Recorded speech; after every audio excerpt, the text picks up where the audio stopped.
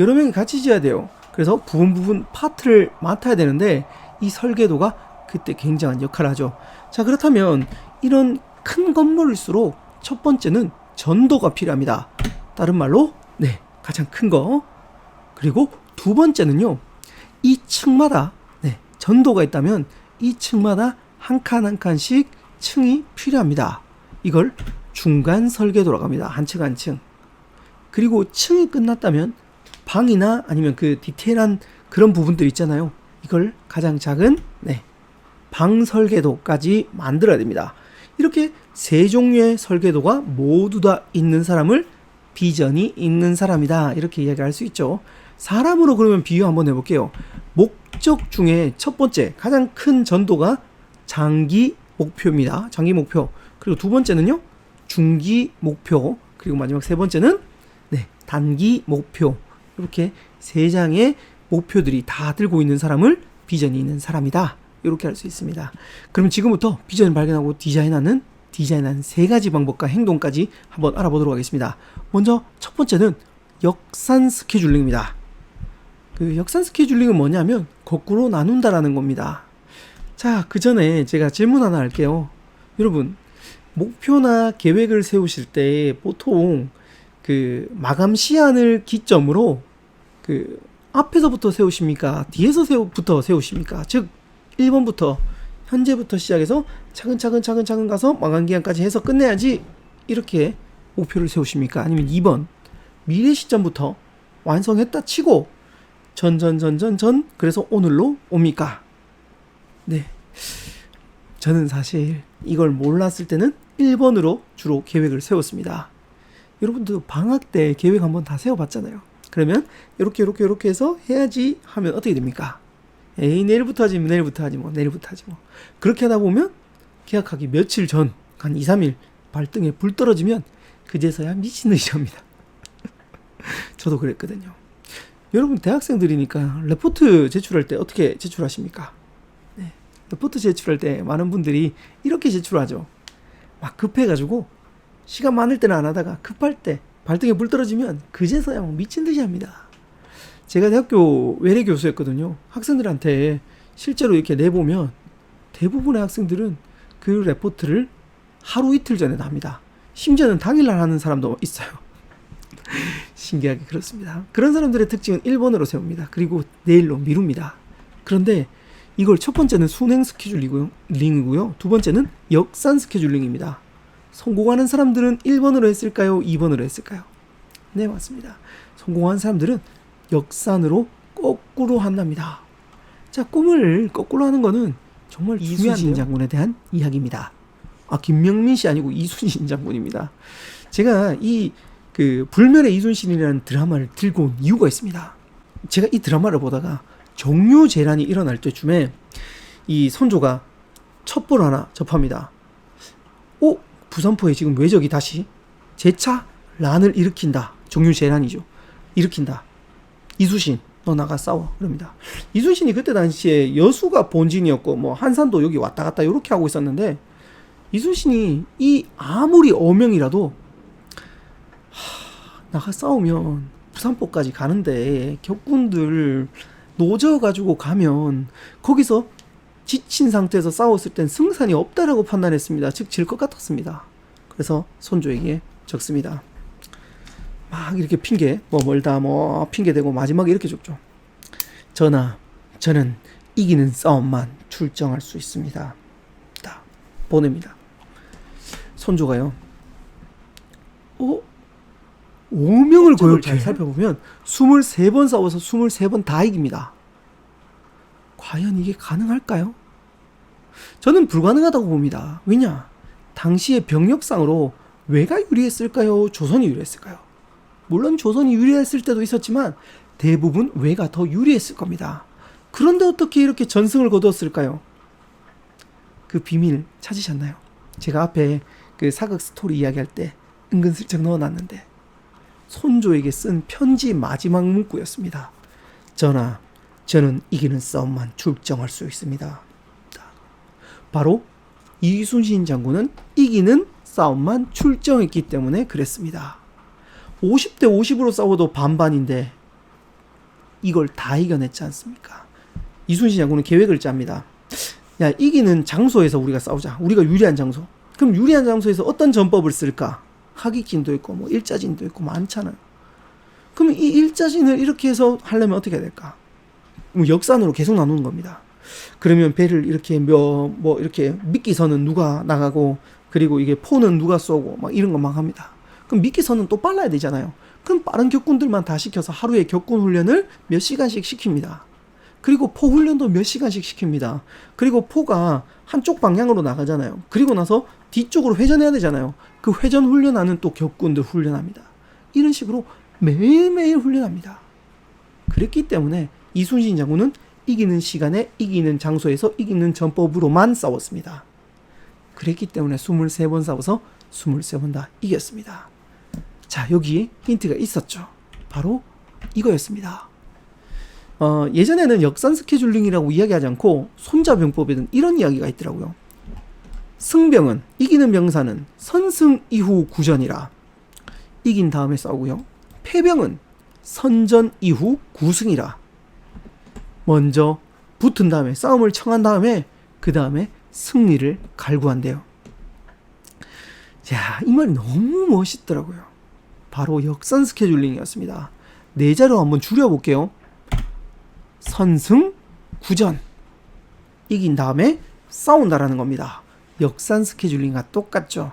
네, 역산은 한문이고 스케줄링은 그 영어잖아요. 근데 원래 한문으로 보면 선승 구전입니다.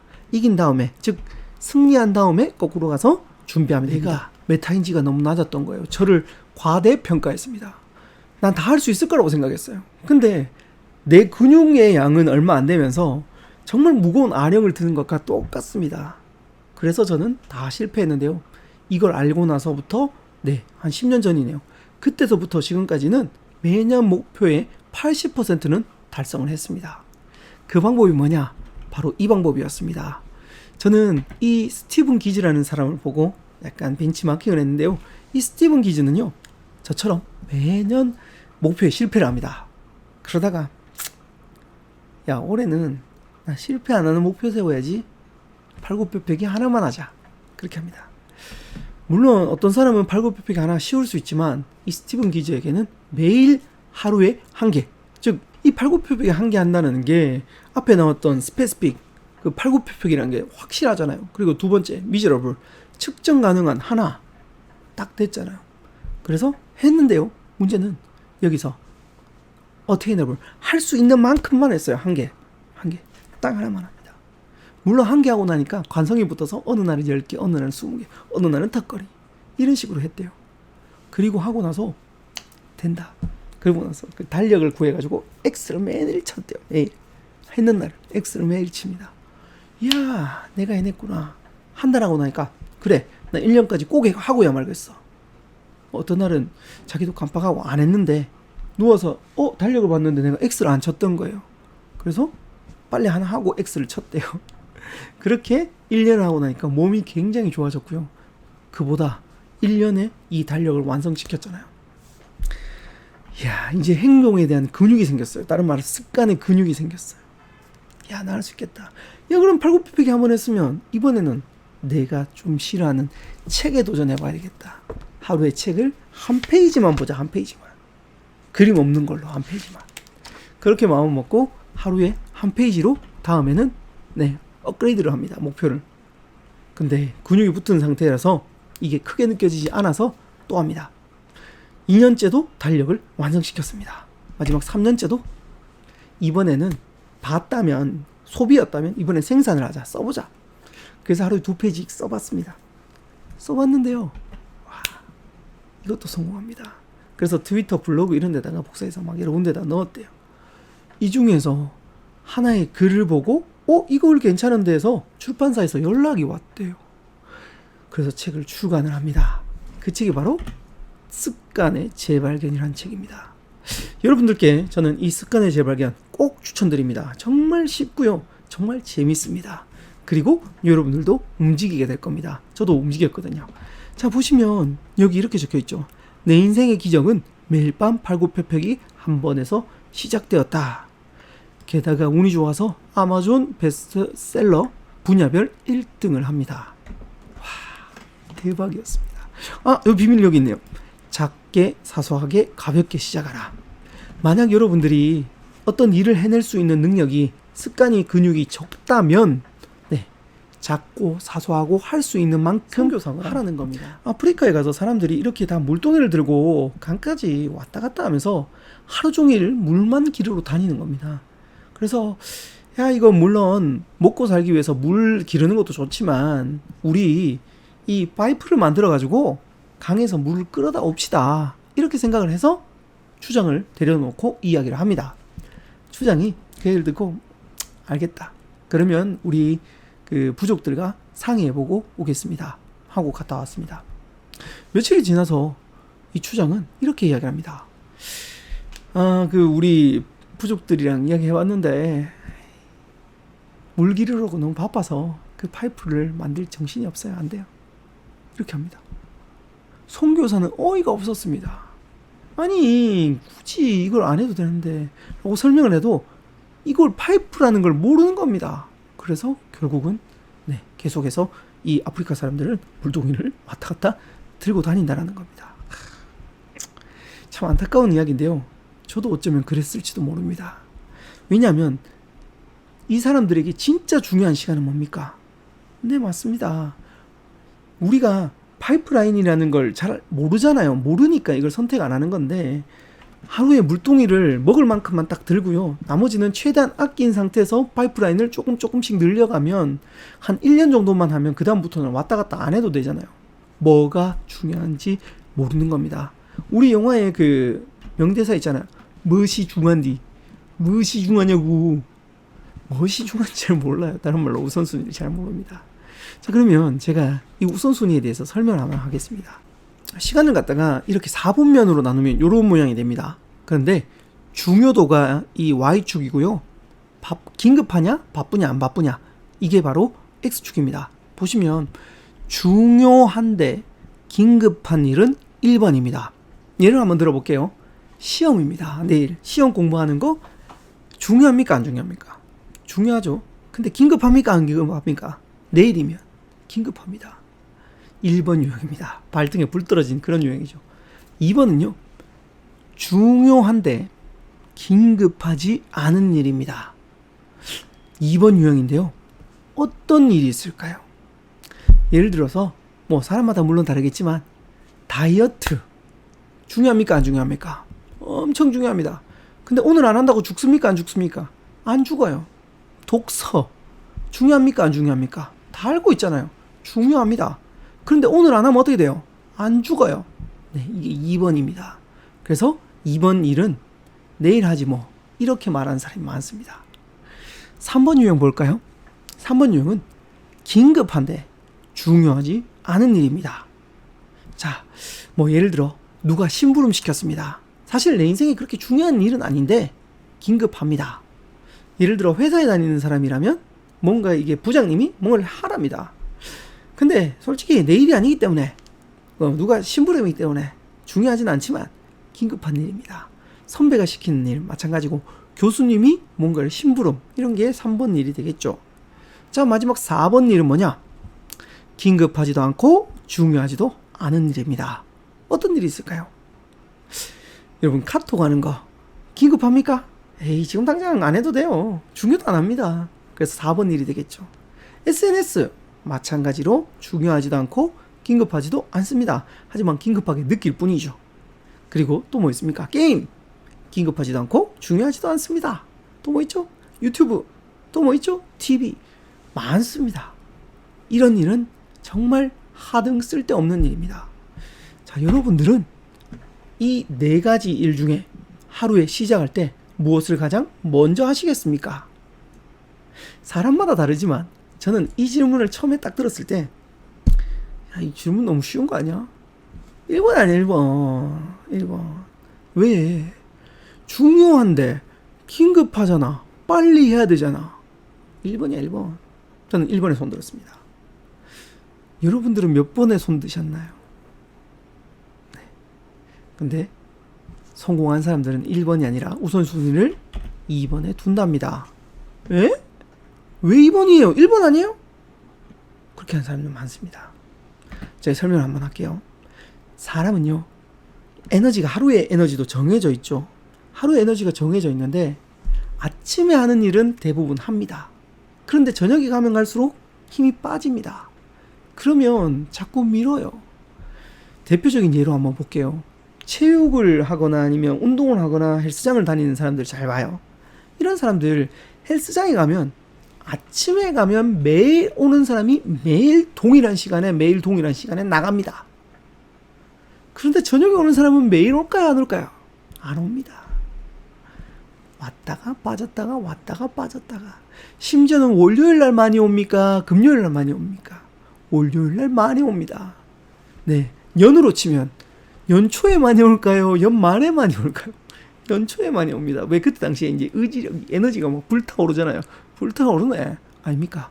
자, 그래서 어떤 일을 할 때 에너지가 있을 때 보통 2번 일을 하는 사람은 꾸준히 할 수 있어요. 그런데 1번 일을 만약에 예를 들어 먼저 한다고 칩시다. 자, 오늘 뭐 시험 공부도 해야 되고 저 같은 경우 영상도 찍고 강의도 했어 막 했어요. 그러면 에너지를 다 쓰고 와서 집에 와서 운동을 할까요? 집에 와서 책이 넘어갈까요? 안 넘어갑니다.